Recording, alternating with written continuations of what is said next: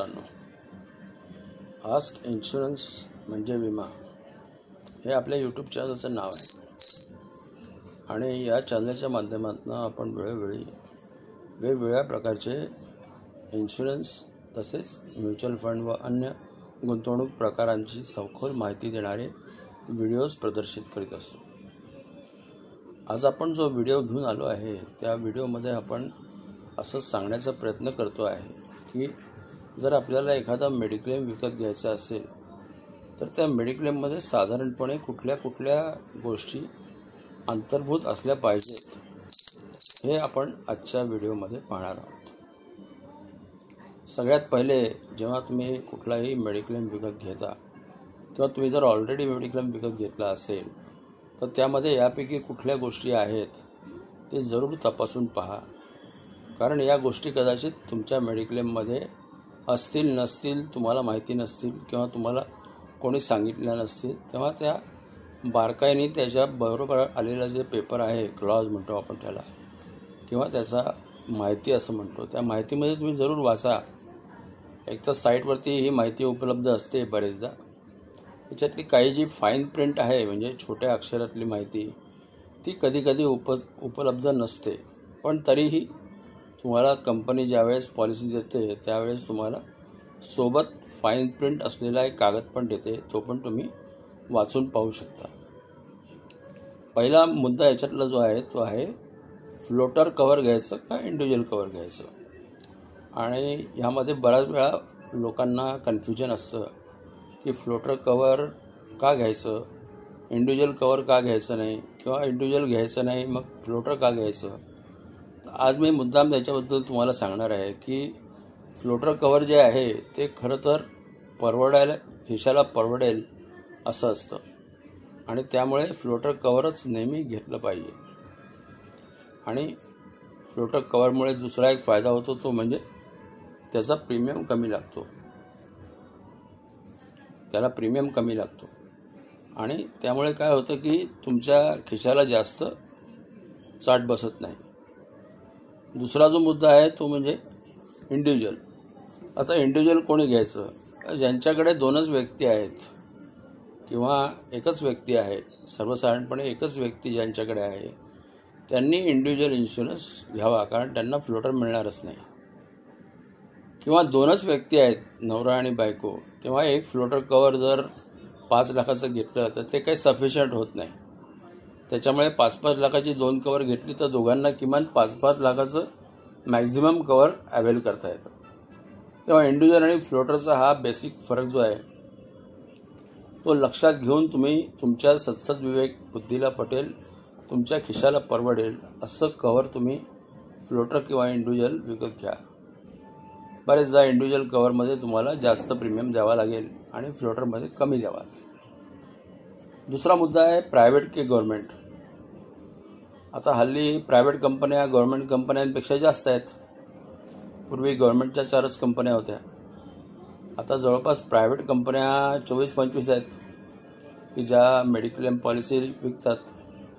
तेव्हा तुम्ही maximum private कंपन्यांमध्ये तुमची सगळी कवर्स जी मी दाखवतो आहे खाली, ती कवर्स तुम्हाला जर उपलब्ध होत असतील तर तुम्ही जरूर ही सर्व कवर्स तिथून मिळतात तिथून ही पॉलिसी घ्या। म्हणजे प्रायव्हेटमध्ये मिळत असतील तर प्रायव्हेट, गव्हर्नमेंटमध्ये मिळत असतील तर गव्हर्नमेंट। खरं पाहायला गेलं तर आजच्या तारखेला ही मी दाखवलेली 17 कवर्स साधारणपणे एखाद दुसऱ्याच पॉलिसीमध्ये तुम्हाला सगळी कवर्स मिळत आहेत असं दिसेल। मॅक्झिमम वेळा तर ही कवर्स सर्व पॉलिसीजमध्ये किंवा एका पॉलिसीमध्ये सर्वसाधारणपणे आढळून येत नाहीत। बऱ्याच कंपन्या याच्यासाठी वेगवेगळी रायडर्स घ्या वगैरे असं काही काही सांगतात, पण आपण फक्त आपल्या गरजेपुरतं त्याचा विचार करायचा। आपल्याला जे हवं आहे ते मिळत असेल तर आपण त्याचा विचार करायचा। आता बघा, बेसिक कवर घ्यायचं का सुपर टॉपअप घ्यायचं, तर नेहमी लक्षात ठेवा बेसिक कवर मुंबईसारख्या मोठ्या शहरामध्ये किमान 10 लाख आणि क आणि ड वर्ग जे शहर आहेत त्या शहरांमध्ये 5 लाख हे किमान कवर असलं पाहिजे। अगदीच लहान गाव असेल तर 3 लाख कवर पुरेसं आहे, हे बेसिक कवर। आणि टॉपअप कवर जे आहे ते सुपर टॉपअप कवर मुंबईसारख्या शहरामध्ये 20 लाख आणि कवर्ग शहरामध्ये 15 लाख आणि जिथं तुम्ही 3 लाखाचं बेसिक कवर घेताय तिथे एक 8 लाख किंवा 10 लाख याप्रमाणे सुपर टॉपअप कवर पण घेतलं पाहिजे की जेणेकरून तुमच्या खिशाला परवडेल असा मेडिक्लेम इन्शुरन्स तुम्हाला मिळू शकतो. आज मेडिक्लेम इन्शुरन्सच्या जगामध्ये खूप क्रांती झालेली आहे आणि तसं बघायला गेलं तर 13-14% भारतातल्या लोकांकडे मेडिक्लेम आहे आणि बाकीच्यांच्याकडे पंतप्रधानांच्या योजना आहेत, आणखी वेगवेगळ्या योजना आहेत, त्यांच्या माध्यमातून मेडिक्लेम मिळतो. बराचसा मेडिक्लेम घेण्याकडे लोकांचा कल असतो की कमी पैसे देऊन जास्त मेडिक्लेम कसा मिळेल, तर त्याच्यासाठी तुम्हाला बेसिक कवर अधिक सुपर टॉपअप अशी रचना घेतलेली बरी. तिसरा मुद्दा आहे तो म्हणजे रूम रेंट. आता बऱ्याचशा कंपन्या हल्ली रूम रेंटच्या बाबतीत खूप सजग झालेल्या आहेत आणि रूम रेंट हा जो आहे तो तुमच्या पॉलिसीच्या जर 10 लाखाची पॉलिसी असेल तर तुम्हाला सिंगल स्टँडर्ड AC रूम ही मोठ्या शहरांमध्ये मिळते आणि लहान शहरांमध्ये बरेचदा सिंगल स्टँडर्ड AC किंवा शेअरिंग रूम वगैरे पण मिळू शकते. तेव्हा ते तुम्ही बघा, तिथे प्रत्येक पॉलिसीमध्ये त्याचा व्यवस्थित अभ्यास करा आणि सिंगल स्टँडर्ड AC रूम असावी अशीच पॉलिसी घेतली पाहिजे. सब लिमिट ऑन डिसीज. आता बऱ्याचशा पॉलिसीमध्ये आपल्याला कॉम्प्रोमाइज करावं लागतं आणि वयोवृद्ध लोक जे असतात त्यांना हे कॉम्प्रोमाइज जास्त करावं लागतं आणि मग काही पॉलिसीजमध्ये काही आजारांवरती सब लिमिट्स असतात. म्हणजे हा पर्टिक्युलर आजार झाला तर आम्ही याचे 50% पैसे देऊ किंवा 25% पैसे देऊ. म्हणजे 25% हे सम इन्शुअरच्या 25% किंवा जो क्लेम आला आहे त्याच्या 25%. अशा वेगवेगळ्या अटी शर्ती त्याच्यामध्ये लावलेल्या असतात. तेव्हा अशा पद्धतीच्या सब लिमिट नसलेली पॉलिसी आपण शोधायची आहे. आजारावरती काय सब लिमिट घ्यायची? मग आम्ही जर मेडिक्लेम घेतो आहे तर आम्हाला आजाराचं कवर मिळालं पाहिजे म्हणूनच मेडिक्लेम घेतो आहे ना. मग ह्या सब लिमिट वगैरे घेण्याचं काय कारण आहे? तेव्हा कुठलेही सब लिमिट नसतील असं कवर आपण निवडायला पाहिजे. 6वा भाग आहे कोपे. कोपे म्हणजे काही ठराविक रक्कम जी आहे ती बाहेरने भरायची. अशी पॉलिसी मुळीच घेऊ नये कोपे असलेली. आणि असे कोपे असलेल्या पॉलिसी नसलेली शोध घेतला पाहिजे. तसं बघायला गेलं तर तुम्ही जर वयाच्या 50व्या वर्षीपर्यंत जर तुम्ही एखाद्या कंपनीची पॉलिसी एंटर केली तर साधारणपणे कोपे हा कुठल्याच कंपनीमध्ये लागत नाही. बऱ्याचशा कंपन्या 60मध्ये जर तुम्ही एखादी पॉलिसी जॉईन केलीत नव्याने, म्हणजे काही लोकांना गव्हर्नमेंटच्या सर्व्हिसेसमध्ये असताना गव्हर्नमेंटची मेडिक्लेम पॉलिसी मिळत असते आणि मग असे लोक ते गव्हर्नमेंटची पॉलिसी संपली की मग जेव्हा ते 60 वर्षाचे होतात तेव्हा मग ते पॉलिसीच्या शोधात निघतात आणि मग ते पॉलिसी घेताना त्यावेळेस ते पॉलिसी जॉईन करतात 60व्या वर्षी किंवा 61व्या वर्षी आणि मग त्यावेळेस त्यांना कोपेची अट जी आहे ती लागू होते. तेव्हा मित्रांनो, तुम्ही गव्हर्नमेंट सर्व्हिसमध्ये जरी असाल तरी तुम्ही जर 1-2 वर्ष आधी 58व्या वर्षी जर एखादा मेडिक्लेम बाय केलात तर तुमचा हा कोपेचा जो प्रश्न आहे तो नेहमी करता निकाली निघेल. तिसरं म्हणजे आपण ज्या भागामध्ये राहतो त्या भागामध्ये आणि संपूर्ण भारतभर आपल्याला इलाज करता आला पाहिजे अशी पॉलिसी नेहमी निवडा. ज्या पॉलिसीमध्ये कुठले झोनल वाद नाही आहेत, म्हणजे या भागात घेतली तर एवढे %, मग त्या भागात घेतली तर एवढं % मिळणार नाही किंवा एवढा कोपे असेल वगैरे, बरं ते कोपे येणार तिकडे. तेव्हा झोनल वर्सेस पॅन इंडिया. तर मी नेहमी सांगेन की पॅन इंडियाची पॉलिसी शोधा जिथे झोनल भानगड नसेल आणि सर्वसाधारणपणे मोठ्या झोनमधला जर प्रीमियम तुम्ही दिलात, म्हणजे A झोन किंवा A1 झोनमधला जर प्रीमियम दिलात तर तुम्हाला, मला वाटतं की असा काही प्रश्न येणार नाही तुम्हाला. मग हिंदुस्थानामध्ये कुठेही ट्रीटमेंट घेता येईल. याच्यानंतर प्री आणि पोस्ट हॉस्पिटलायझेशन. तर याच्यामध्ये कमीत कमी 30 दिवस प्री म्हणजे हॉस्पिटलायझेशनच्या पूर्वी आणि पोस्ट म्हणजे साधारणपणे हॉस्पिटलायझेशन झाल्यानंतर डिस्चार्ज मिळाल्यानंतर 60 दिवस अशा पद्धतीचं मिनिमम कवर असावं अशी पॉलिसी शोधा. आता याच्याविषयी जास्त कवर असेल तर आनंद आहे, ते घ्यायला काही हरकत नाही. त्याच्यानंतर आहे डे केअर कव्हरेज. तेव्हा शक्यतो बघा की तुमची जी काही पॉलिसी आहे ती 100% सर्व प्रकारचे डे केअर्स कव्हर करते आहे. म्हणजे काही कंपन्या अशी लिस्ट वगैरे देतात की 140च आम्ही कव्हर करू, मग उरलेल्यासाठी मग रिपोर्ट करा, मग तुम्ही त्यांच्या वरिष्ठांकडे अप्रुव्हल घ्या वगैरे वगैरे. ते सगळी जेंगटं नको आपल्याला. आपल्या पॉलिसीमध्ये आपल्याला सगळं 100% कव्हर पाहिजे.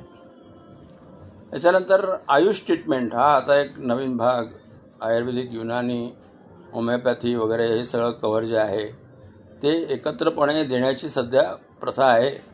तेव्हा आपल्या पॉलिसीमध्ये आयुष कव्हर आहे हे जरूर बघून घ्या. कारण बरेच काही आजार आहेत की जे ॲलोपॅथीमध्ये ठीक होत नाहीत किंवा ठीक होण्यासाठी त्यासाठी औषधं नाही आहेत. मग ते काही लोकांना आयुर्वेदिक ट्रीटमेंट चांगली लागते.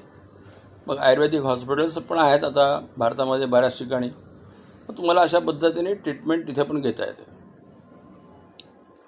त्याच्यानंतर बघा की वेटिंग पिरियड पॉलिसीजमध्ये कमी असते. म्हणजे जास्तीत जास्त 12 महिने वेटिंग पिरियड हा उत्तम आहे. मग काही वेळेला काय होतं की काही पॉलिसी अशा असतात की त्याच्यामध्ये तुम्हाला 48 महिने वेटिंग असतं किंवा काय अशी लांब लांब वेटिंग असतात. किंवा या वेटिंग पिरियड नसलेली पॉलिसी शोधायला पाहिजे. त्याच्यानंतर हल्ली नो क्लेम बोनस हा प्रकार तर बहुधा गव्हर्नमेंट कंपन्यांमधून हद्दपार झालेला आहे. तरी काही कंपन्या अजूनही बोनस देतात. तेव्हा माझ्या मते बोनसच्या पॉलिसी शोधण्यापेक्षा आपण उत्तम सम इन्शुअर जर विकत घेतली तर आपल्याला बोनस वगैरेसाठी थांबावं लागणार नाही. जर कोणी दिलं तर घ्यायचं, नाही दिलं तर नाही घ्यायचं. असं काही म्हणजे त्याच्यात हार्ड अँड फास्ट नाही. कॅशलेस हॉस्पिटल, आता हे कॅशलेस हॉस्पिटलची संख्या किमान भारतभर 3-4 हजार असेल अशीच पॉलिसी निवडायची. आता काही कंपन्यांमध्ये तर 12-12, 15-15 हजार हॉस्पिटल्स आहेत की जे त्यांच्या लिस्टमध्ये आहेत. तेव्हा अशी जर हॉस्पिटल्स असलेली पॉलिसी तुम्ही घेतली तर ते आनंदच आहे. म्हणजे ती घ्यायला काही हरकत नाहीच आहे. पण किमान 3,000 तरी भारतभर असले पाहिजेत. म्हणजे साधारण प्रत्येक जिल्ह्यामध्ये एखादं किंवा प्रत्येक मोठ्या गावामध्ये एखादं हॉस्पिटल असेल. अशा पद्धतीचं कव्हर आपण नक्की निवडलं पाहिजे.